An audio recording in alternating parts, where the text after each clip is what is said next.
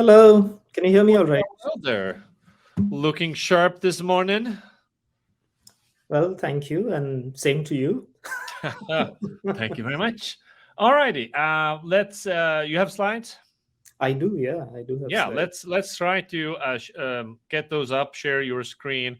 I'll stay here to make sure everything is working out. Everybody, Parth is presenting on a topic: product launches 101. Can you All see my right. Product screen? launch is at Mindtickle. Here we go. Okay. The stage is yours. I'll join you in a bit. Okay, for sure. Well, everybody who's listening in, thanks for joining today. Thanks to the Wynter team for inviting me. It's a real pleasure. Um, what I wanted to give everyone a sneak peek into was the work that my team does, which is a part of the work, which is product launches and how we go about it. What are some of the best practices? I was listening into the latter portion of Randy's presentation, and it was really useful. Lots of good insights there. Some similar stuff that we do as well. So it's really good to see best practices being adopted widely across the product marketing community. A quick introduction to myself. I actually started my career as a software engineer. My first project was building an enterprise data warehouse for DHL, which is the UPS for the rest of the world outside of the US. From there, I took my career into technology marketing, started working in public companies like Cognizant, Adobe, running marketing for like multi-billion-dollar business units. It was fun while it lasted. There was a lot of thought leadership, lots of learning on the digital marketing front. Adobe, when I was there, was undergoing its transition from selling packaged softwares and CDs to cloud software. It started with the acquisition of Omniture. So it was a fun time to be there. Uh, Being in the public companies also told me a lot about myself, that I probably enjoyed the excitement of a high growth environment a lot more. And from there, I was still in my early 30s. From there, I moved into the world of startups, and I've been in startups for the last 11 years. Been a marketing leader in multiple early stage, mid stage, and now with Mindtickle in a late stage startup. Had two acquisitions along the way. So Mindtickle is my fifth startup. Chorus was acquired by ZoomInfo. Vizuri was acquired by Affle in Asia Pacific. And Mindtickle is a unicorn in the sales enablement and operations space. So what I do right now at Mindtickle is I work very closely with my CMO, Chris Lynch. I head up the product marketing department as well as the content marketing department. So I work very closely on our product launches, messaging, positioning, pricing, sales enablement, as well as working on content marketing. So everything that's inbound lead gen, thought leadership, brand awareness. Um, Interesting fact about me, I also write crime fiction. My first crime fiction novel is set to become an audiobook pretty soon and being launched pretty soon. So, just an interesting fact about me. That's what I do once I shut down my Mindtickle computer. Wanted to give everyone, I don't have a lot of content to present. I know Peep and the team have a bunch of questions for me, which I'm happy to answer. But I just wanted to give everyone a sneak peek into how we do product launches at Mindtickle. Again, I'm just presenting the amazing work that my team does. They do all the work, but I go around telling the world about their good work. What we do is we do typically, instead of doing product launches as and when a new product is launched, we do two key releases. And we announce two key releases in spring and fall. I think it's a pretty standard way of running product launches in large SaaS companies now. We, of course, do monthly product releases, but we do two major announcements that subsume product releases for about 6 months. So our spring announcement, which will be about just before the summer starts this time, will will in that announcement we will include all the things that get released from January all the way till about July. And then later on in fall, we will announce things that will get released between August all the way till about December or early Jan when our financial year ends. So doing two major announcements helps us calendarize things a lot better. There's a consistent rhythm. As soon as you finish the spring announcement, you can start planning the fall announcement.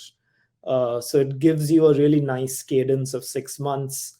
It also helps you motivate and align the entire organization towards two specific dates on the calendar every year. So there are many advantages to doing it this way. We do have certain complexities that we deal with at product launches in a late stage pre-IPO unicorn kind of a setup. We have multiple product lines. Some products are very specific to sales enablement. Some products are more specific to revenue operations and sales forecasting and revenue intelligence. So we have to be able to talk to all of these product lines, all of the updates, bring it under a single narrative. So that is an interesting challenge that we deal with every time we do these announcements. We do have, like I just said, many different personas that are interested in what we are releasing, what we are announcing to the market. Sales enablement is definitely a key audience for us.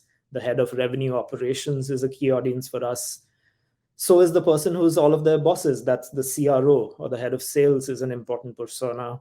Frontline management, again, has an interest in both enablement and the revenue operations.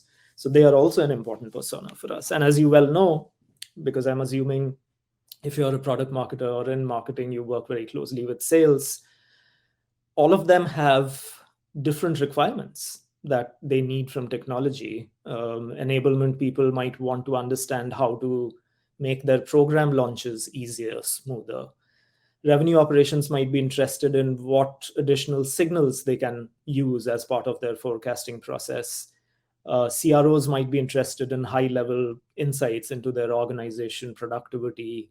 Frontline managers may want to know more about how they can coach on discovery in open deals. There are many different ways in which the audience is interested in us, and we have to be able to, because we only do two big announcements in a year, we have to be able to cater to the audience's requirements. So that's a pretty interesting challenge, something we live every day, and we really enjoy having a variety of these personas. Like most of you who've done product launches know, almost every department in the organization is a part of this launch. So it's very important that we are able to align all of the departments towards a common goal, a common date, a common set of deliverables, and then agreed to all the dates by which we need preceding steps to be complete. So that's always a fun challenge. It requires pretty complex program management, team collaboration and alignment, which is why one of the things that I look for when I hire a product marketer, one of the most, probably the number one thing I look for is their personality. Are they able to get along with all different kinds of personas within an organization? Because product managers, software engineers can be very different personas from sales, customer success, sales leadership, marketing leadership, demand gen. These are all very different kind of people with very different goals set by their specific teams or departments. So you have to ensure that you are able to get along with almost everyone within the organization without exceptions. And this skill showcases itself when doing product launches involving these multi-department programs. And finally, like any launch, especially when you do two major launches a year, it requires many, many assets to be created. Some assets are for salespeople to use or customer success to use. There are many assets that you need on the demand gen side. There's teaser videos, ads, email copies, emails designed, in-product messaging, online product walkthroughs, presentations. There's so much that we need to produce. We have what we call a bill of material for each of these launches, and we try to stick to them because we've done this about 5 times now since I've been here. It's pretty standard in the way we have a bill of materials. We do make some small changes based on what's launching, but for the most part, our bill of material is pretty standard. So I just wanted to end by talking about what I believe leads to a good launch process in an organization, especially if you're becoming slightly bigger. Early stage, you can still get by without having a very detailed process. But as you start getting bigger, if you're doing monthly product releases, if you have multiple product lines, it's very important to have a launch process. This was something that was missing at Mindtickle when I joined the company, but we very soon rectified this. We now have a documented launch process with different launch tiers defined. This is a pretty standard best practice. You'll find this in a bunch of different places. Tier ones are typically the biggest product launches, which have an impact on pricing and revenue. Tier twos are kind of midway, and tier threes are the smallest product releases and feature updates that you do. For each of them, there needs to be a different bill of material, a different process that you follow.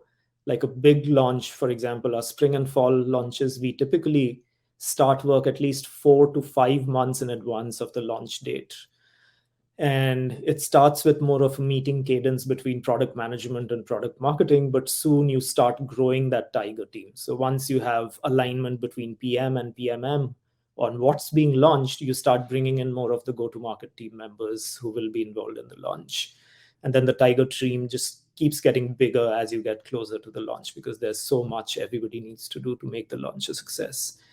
So it's very important that a product marketing organization and a product marketing leader documents this process and ensures that there is buy-in from the key leaders in all parts of the organization. The next thing is, especially if you have a big program involving all of these departments, it's always important to allocate program management responsibilities to one person. So on my team, I have 5 PMMs. I try and sort of go round robin and ensure one of them becomes the program manager for each announcement. And what they need to do is outside of their day job as a PMM, where they're creating the messaging for the launch, working with all the other PMMs and all the other departments on all the other assets, they're also keeping everyone and everything together. And we use a bunch of different tech tools. We use Asana to manage our program. We use Slack, where there's a dedicated channel for each launch, and then we obviously retire it once the launch is done. We use Zoom for all our internal launch meetings. There's a regular cadence. Like I said, initially it's a cadence between PMM and PM, but then pretty soon it becomes a bigger and bigger group. We also bring in our readiness and enablement team when it gets like a couple of months before the launch, so that we can start talking about it internally with all our organizations. And then, of course, emails are pretty standard way of communicating with each other. One of the interesting things I learned while I was at Adobe was the creation of a core messaging document for launch. A core messaging document, we have a standard template that we follow, but different organizations have different templates for a core messaging document. I think it adds a lot of value for 2 different purposes. One, it allows all the people who need to sign off on the messaging to review one piece of collateral from which every other collateral will be built. So they're only looking at and signing off on one document. It can be a 10-page document. If it's a very complex launch, then it can become a 30, 40-page document. Or in a really simple launch, it can even be like a 5-page doc. But everybody is looking at one standard document, which includes all the things. At a high level, how do you describe this launch?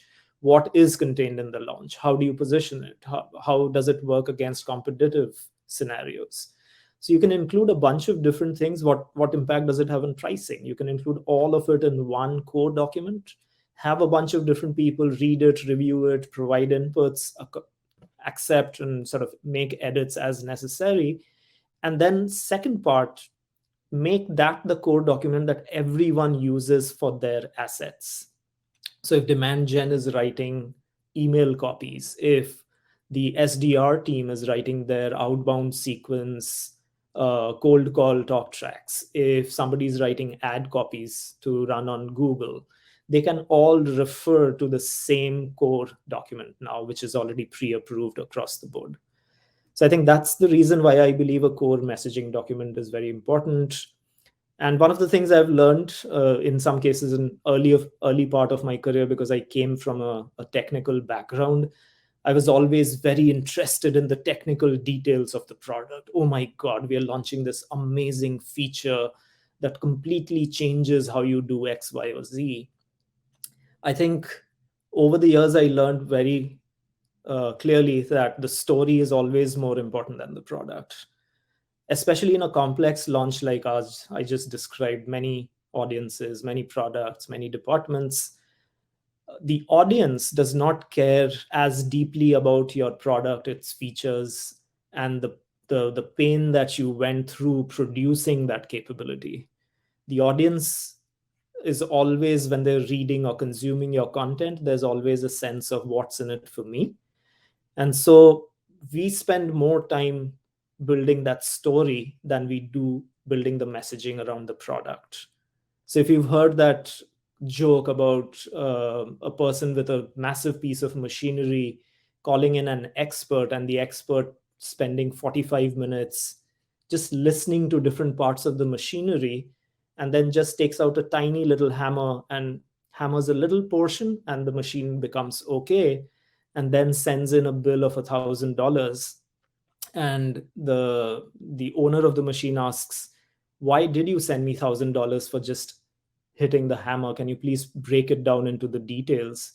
And the details are $998 to know where to hit the hammer, and then $2 for hitting the hammer. So it's pretty similar to that. It's spending more time on perfecting the story that leads to a much more successful launch than spending a lot of time debating, discussing, and editing the messaging around the product. And finally, I think one of the things that really aligns a team is having target metrics. A lot of product marketing organizations don't do this. It's an internal struggle because, like I said, there are many departments. Many departments have different kinds of metrics and OKRs that they track. But it's very important that we are able to align as an organization on what the launch day goals are. And then if there are campaigns that extend beyond launch day around the launch, what are some of the goals for those campaigns? Once you have alignment on that, it just makes everything much easier because everybody's then working towards a common purpose and goal. And of course, we believe in drinking our own champagne because we have a sales enablement product. We use it very aggressively to enable our internal teams on these launches. Internal enablement is extremely important. You have to enable them en masse, and then you also have to offer them more personalized enablement before launch day, because at the end of the day, your customer facing people are the carriers of your message. It's not just the stuff you do on digital. That's kind of all I have. Happy to answer questions, take on a conversation with Peep, whatever you need. But I'm available on LinkedIn if you want to connect with me, have more questions for me. Happy to answer them. Awesome, thank you. And the name is Pep, not Peep. I'm sorry, Pep. No worries, dude. Okay, I have some question of my own. Everybody who is still hanging out, post your questions in the Coach Questions tab. So my first question would be, product launch assumes or hopes, anticipates certain level of demand. Some people actually want what you're launching. So if the launch does not meet expectations in terms of like the final numbers, so whose fault is that? Is that product marketing, or and what do you do if it doesn't meet the numbers? Yeah, product launches are not just a product marketing initiative. I want to be very clear about it. It's an organization initiative because you're pretty much launching all the stuff that your R&D function built, and you're trying to create demand for the go-to-market organization. So it involves, like I said, every department within the organization. So the successes and the failures are all jointly owned. There's no one department that owns and sort of works on the numbers. It's a joint effort. So when the numbers are not met, it requires what was being referred to when I just joined this event. It was being called a post-mortem. And it requires that kind of a post-mortem analysis where all the relevant departments meet. So say, for example, you had a target for the number of inbound leads, net new inbound leads you would get based on the launch event. If that number is not met, you start working with the folks who were responsible for organizing the event, the folks who were responsible for creating the messaging, the folks responsible for sourcing the speakers, and then jointly figure out what you can do different next time so that you get closer to the numbers or you can cross the numbers in your target. Yeah, Sean is asking a related question. When do you start sales enablement efforts before the product launch? Like how many months before you launch something? That's a great question. So what we typically do is about a month and a half before launch day, we start with more of a general session. So we have multiple forums. We have company all hands meetings. We have go-to-market all hands meetings. We have go-to-market readiness meetings. You could use any one of those forums to do more of a generic company announcement. Hey, this is coming in about 90 days from now. Get excited. This is the theme. There will be a lot of asks for you and things for you to learn. It's kind of a apprise you about the launch strategy.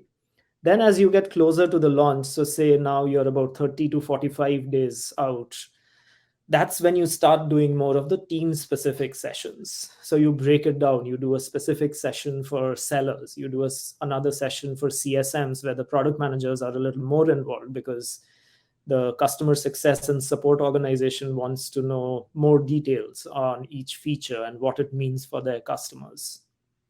Then you do something for pre-sales where they are the ones who are going to take some of this message to net new prospects. How do they do that?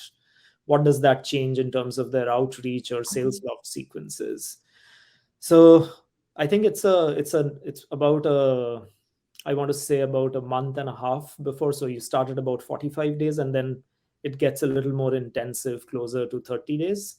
And then of course we do use our own platform. So we do reinforcement sessions digitally using the Mindtickle platform so that what you delivered in an instructor-led session was also then reinforced through assets and content in the enablement platform. Thank you. Ilke here is asking, what do you think about the demos? So he's referring to demos of the soon-to-be launched product before the product maybe even exists. So raw but clear product demos so we can create compelling stories as well as demos to showcase it to existing and new customers.